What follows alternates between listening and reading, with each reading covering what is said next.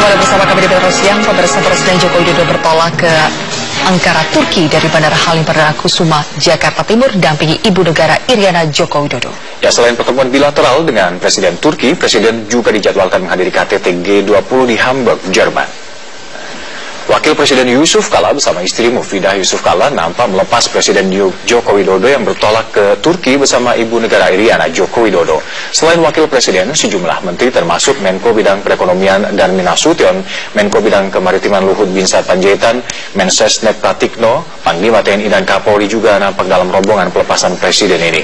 Di Turki nantinya Presiden Jokowi akan menggelar pertemuan bilateral dengan Recep Erdogan untuk meningkatkan kerjasama kedua negara dalam bidang ekonomi, perdagangan, dan pemberantasan terorisme.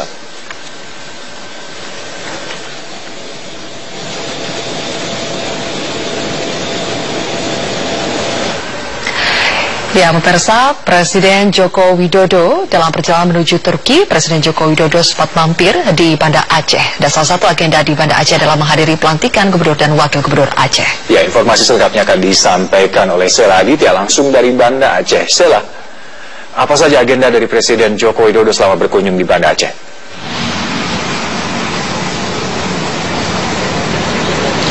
Ya, Alka, dalam agenda kunjungannya ke Turki, sebelum ke Turki, ini Presiden Joko Widodo sempat mampir ke Banda Aceh. Tidak lama, ini sekitar 5 menit untuk menghadiri pelantikan Gubernur Aceh terpilih periode 2017-2022, yaitu Irwandi Yusuf dan Nova Iriansyah. Tadi Presiden Joko Widodo memang sebelumnya dijadwalkan akan menghadiri konferensi tingkat tinggi G20 di Hamburg, Jerman. Namun sebelumnya akan berkunjung ke Turki terlebih dahulu pada malam ini. Dan di setelah transit untuk perjalanannya ke Turki, ini Presiden hadir di pelantikan. Namun memang Presiden Joko Widodo tidak melakukan pelantikan secara langsung untuk meresmikan gubernur. Nah, Presiden hanya mengucapkan selamat atas terpilihnya Gubernur Irwandi Yusuf dan Nova Iriansyah, dan juga mengucapkan selamat bertugas untuk menggantikan gubernur yang sebelumnya telah habis masa jabatannya, yaitu Zaini Abdullah dan Muzakir Manaf pada 25 Juni 2017 lalu. Dan Presiden ini menghadiri sidang paripurna istimewa, maksud kami, dengan agenda pelantikan dan pengambilan sumpah jabatan untuk meresmikan Irwandi Yusuf dan Nova Iriansyah. Memang untuk Provinsi Aceh ini berbeda dengan gubernur pada provinsi-provinsi lainnya, di mana untuk pelantikan dilakukan secara langsung oleh Presiden di Istana Merdeka. Namun khusus untuk Aceh, karena penerapan Undang-Undang Nomor 11 Tahun 2006 tentang Pemerintah Aceh, ini untuk gubernur dilantik oleh Menteri Dalam Negeri, yang dalam hal ini dihadiri oleh Cahyokumolo. Alka. Ya, Sela, lantas apa saja pesan-pesan dari Presiden selama di Banda Aceh?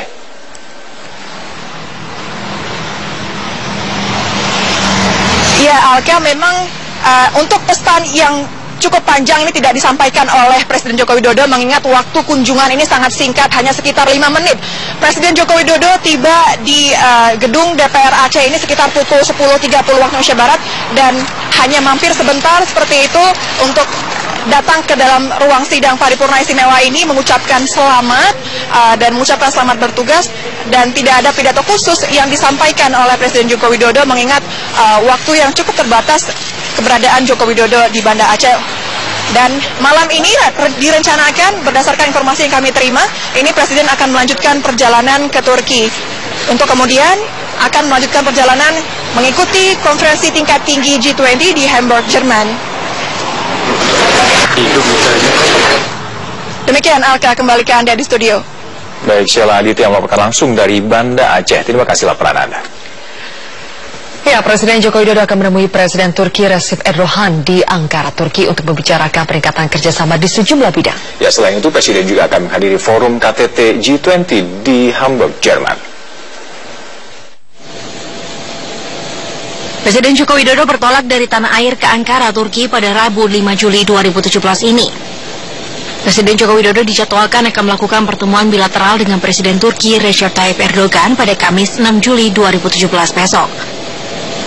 Dalam pertemuan dengan Recep Erdogan akan dibahas penguatan kerjasama antar kedua negara dalam sejumlah bidang termasuk ekonomi, perdagangan, hingga penanggulangan terorisme.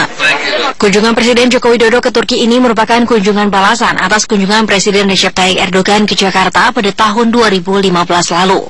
Selain pertemuan bilateral dengan Presiden Turki, Presiden Joko Widodo juga dijadwalkan menghadiri KTT G20 di Hamburg, Jerman pada tanggal 7 hingga 8 Juli 2017. Ya, ada banyak hal yang harus dikerjasamakan dengan Turki, ada kerjasama terkait dengan politik keamanan dan juga ekonomi. Jadi ini kan ya kunjungan balasan juga, udah lama ditunggu kita oleh Turki. Kemudian yang kedua oleh ke G20. G20 ini kan dan banyak kepala negara yang baru. Jadi Pak Presiden Jokowi termasuk presiden yang senior kan di G20 dengan Merkel tentu saja ya senior. Jadi ada banyak hal yang juga harus dibicarakan. Dalam KTT G20 ini, Jokowi rencananya akan menekankan 3 poin, yakni membangun upaya bersama untuk menciptakan pertumbuhan ekonomi global yang dilaksanakan secara inklusif dan berwawasan lingkungan. Poin kedua tentang ketahanan ekonomi, dan poin ketiga tentang tanggung jawab semua pihak terhadap pembangunan dunia yang beradab. Tim Liputan, Metro TV. Seharusnya pimpinan KPK sudah ada juga menanyakan Pak Masinton kepada BPK, kenapa dengan temuan segitu banyak dan juga mencurigakan kalau Anda lihat, kenapa tetap mendapatkan wajar tanpa pengecualian? Apakah juga ditanyakan kepada BPK, kenapa dengan temuan sebanyak ini juga mendapatkan status wajar tanpa pengecualian? Iya, ini kan dia satu satker aja. Nah, BPK-nya mengapa memberikan dia opini wajar tanpa pengecualian jika temuannya sebanyak ini? Nah, opini dan tanpa pengecualian itu nanti ditanyakan ke BPK. Kami tidak menanyakan itu tadi. Jadi Oke, Mbak Masinton, juga ada tambahan lagi. Ini ketika penyerapan hingga Desember 2016 itu sekitar 843,9 miliar rupiah atau sekitar 85,09% penyerapan KPK sendiri, tapi juga ada lebih dari sekitar hampir 500 miliar sudah dimasukkan ke kas negara dalam bentuk PNBP dari penanganan perkara tindak pidana korupsi. Ini juga pada akhir tahun 2016.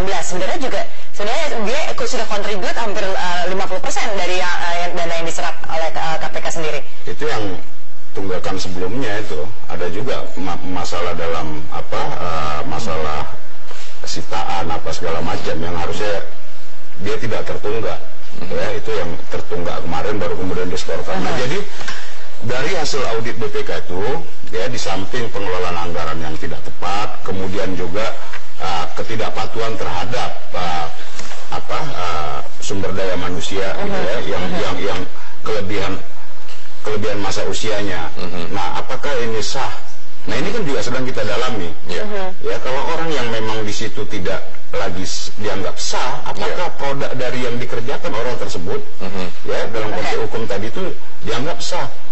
Tentu itu punya implikasi. Nah, maka ya seharusnya adalah KPK dia nggak boleh bikin aturan sendiri di luar konteks yang diatur oleh baik itu peraturan pemerintah yang jauh di atasnya dan kemudian dalam konteks undang-undangan. Nah, ini kan ditabrak. Baik. Tampaknya pertemuan tadi tidak hanya mendapatkan data dari audit keuangan oleh KPK karena Anda katakan di awal Anda menemukan sebuah sinetron. Dikatakan sinetron karena mungkin terkesan rekayasa. Terkait dengan apa sinetron yang ditemukan oleh tadi itu ya, di samping kita bicara tentang konsultasi tentang temuan-temuan BPK tadi, juga diputarkan ya ada sinetron OTT, sinetron operasi tangkap tangan. Anda katakan sinetron karena seperti Breaking? Ya, saya melihat itu ya mirip sinetron. Kenapa? Ya, karena memang saya di luar konteks kasusnya ini ya, ya itu di luar konteks kasusnya lah. Tapi apapun ya, cara-cara penegakan hukum dengan melanggar hak asasi manusia, melakukan cara-cara yang rekayasa, manipulatif, ya menurut saya itu enggak. Itu tidak boleh. Ya, ada OTT yang melanggar hak asasi manusia oleh KPK. Ya, nanti tentu ini akan kita uji. Ya, tapi tadi saya melihat itu mirip sinetron. Ya. Ini asumsi rekayasa atau memang benar Bang ada barang buktinya juga di situ? Visual.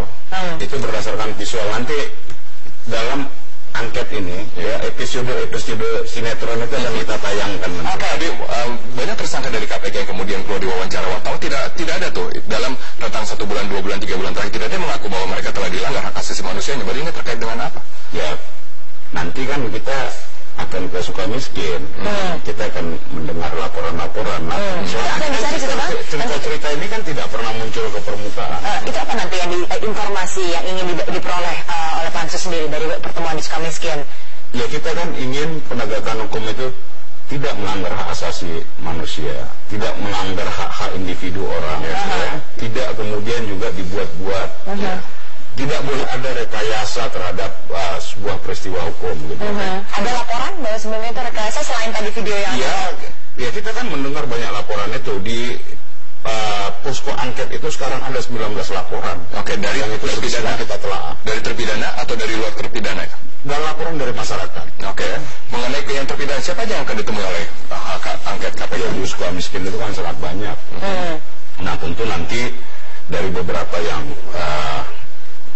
mereka menyampaikan bahwa ada pelanggaran apa, kita mintakan supaya dibuatkan laporan, dan itu nanti menjadi resmi ke panitia angket, ya, dan kita juga tidak dituduh mengarang-arang. Ya. Dari KPK sendiri juga menyatakan, Bang, kalau misalnya sebenarnya seseorang sudah menjadi terpidana kasus korupsi, pengadilan juga menyatakan bahwa seluruh dakwaan dan tuntutan KPK itu terbukti, artinya ya sudah dijatuhi vonis bersama, ya sudah selesai. Itu apalagi yang ingin dicari kalau begitu dari para napi korupsi ini? Kita kan nggak mencari-cari, ya kita nggak mencari-cari, kita udah lengkap semua bahan-bahannya, kita cuma mengkonfirmasi, check and recheck. Kalau dikatakan kita ini mencari-cari, enggak, bahannya udah lengkap. Karena tinggal check and recheck, ya. Ya buktinya ada beberapa kasus KPK kalah kok, gitu. Kalau kita lagi penetapan terpidana sudah melalui jalur pra-peradilan, apakah juga tetap akan ditelusuri karena pra-peradilan kan mengatur mengenai prosedur dari penahanan, penangkapan tersangka? Kami tidak masuk ke ranah perkaranya. Kami tidak masuk ke sana. Apakah yang perlu kami dalami itu adalah dalam aspek pelanggaran undang-undang, ya, bagaimana penerapan hukumnya, sudah sesuai prosedur hukum acara atau enggak, ya, sudah sesuai ketentuan hukum beracara kita atau tidak. Nah, ketentuan-ketentuan inilah yang harus tetap dipertahankan oleh sebuah institusi penegakan hukum. Tidak boleh penegakan hukum itu melanggar hukum. Perkembangannya, terima kasih banyak Pak Masinton Pasaribu, anggota Pansus Angket KPK. Ini merupakan pemeriksaan pertama setelah dirinya ditetapkan sebagai tersangka kasus ancaman terhadap penyidik Kejaksaan Agung terkait kasus Mobile Aid. Sudah ada rekan kami Marsyalana Gita di markas Barreskrim Polri untuk melaporkan informasi selengkapnya. Gita, apakah Haritanu memenuhi panggilan Barreskrim? Sampai siang hari ini, Haritanu Sudibyo belum hadir di Dirtipid Cyber Barreskrim Mabes Polri untuk menjalani pemeriksaan perdananya sebagai tersangka. Pemeriksaan dijadwalkan sebenarnya berlangsung pada pukul 9 waktu Indonesia Barat.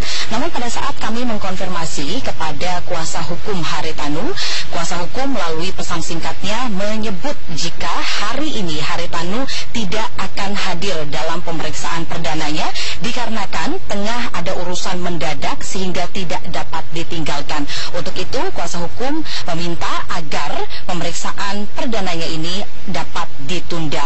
Meski begitu, pihak Dirtipid Cyber Barreskrim Mabes Polri belum menerima konfirmasi resmi sehingga penyidik masih akan menunggu kedatangan Haritanu Sudibyo hingga sore hari nanti. Zulfia. Ya, kita bisa Anda review kembali apa sebetulnya kasus yang menjerat Haritanu hingga dirinya ini ditetapkan sebagai tersangka. Haritanu Sudibyo terjerat kasus SMS bernada ancaman kepada Kepala Subdirektorat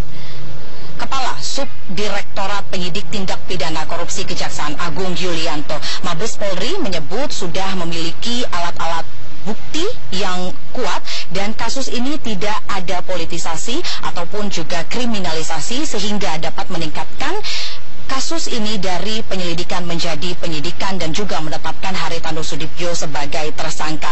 Bahkan hal ini juga diyakini dengan gelar perkara yang sudah dilakukan oleh tim penyidik Barreskrim Mabes Polri dan sudah mendapatkan alat bukti SMS dan juga keterangan dari saksi maupun ahli.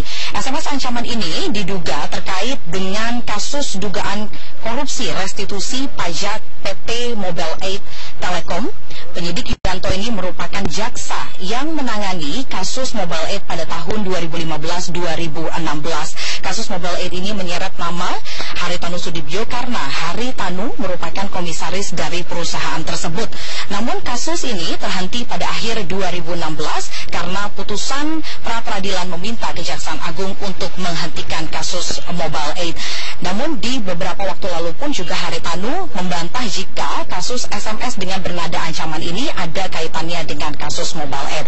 Kasus ini sebenarnya bermula pada awal Januari 2016 yang lalu, di mana Kepala Subdirektorat Penyidik Tindak Pidana Korupsi Kejaksaan Agung Yulianto mendapatkan 3 kali SMS ancaman, yakni pada tanggal 5, 7, dan 9 Januari 2016.